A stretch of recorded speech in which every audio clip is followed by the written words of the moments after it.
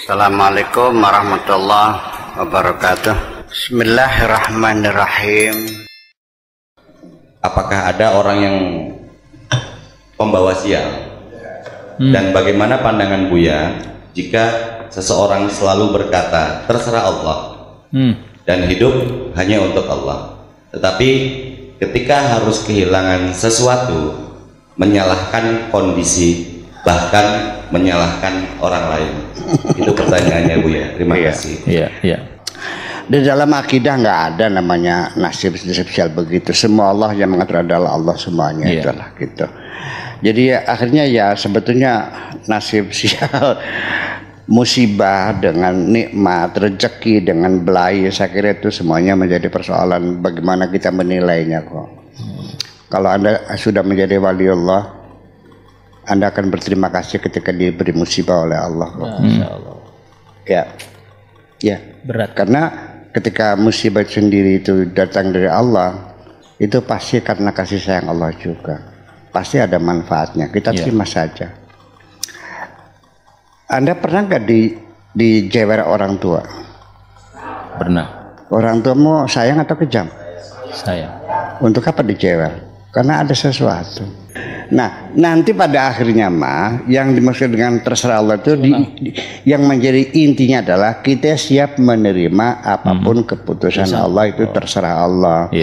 Artinya selanjutnya kita tidak menyesali apapun yang sudah terjadi, tetapi kita akan terpicu untuk mencari solusi. Itu yang persoalannya. Ini persoalan ini bukan disesali, tapi dicarikan solusi. Itu persoalannya kok.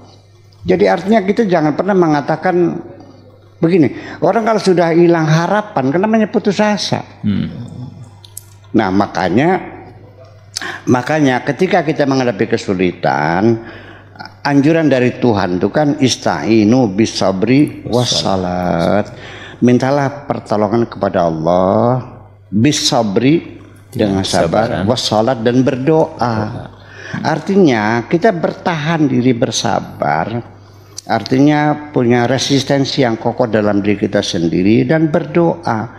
Artinya berdoa itu adalah memunculkan satu harapan. Selagi orang itu berdoa berarti masih ada harapan. Kalau orang masih ada harapan, masih terdorong untuk mencari solusi, untuk berusaha kembali. Ketika hilang harapan, orang itu tidak akan berbuat apapun, akan terdiam, sudah menyerah. Nah makanya jangan pernah mengatakan bahwa ini adalah tidak ada harapan. Nggak ada semuanya itu. Kenapa kita bergantung pada Allah? Karena kita bergantung pada Allah, nggak ada yang mustahil kok. Yang Allah, innallaha ala kulli syai'in qadir, Allah semuanya apa saja bisa.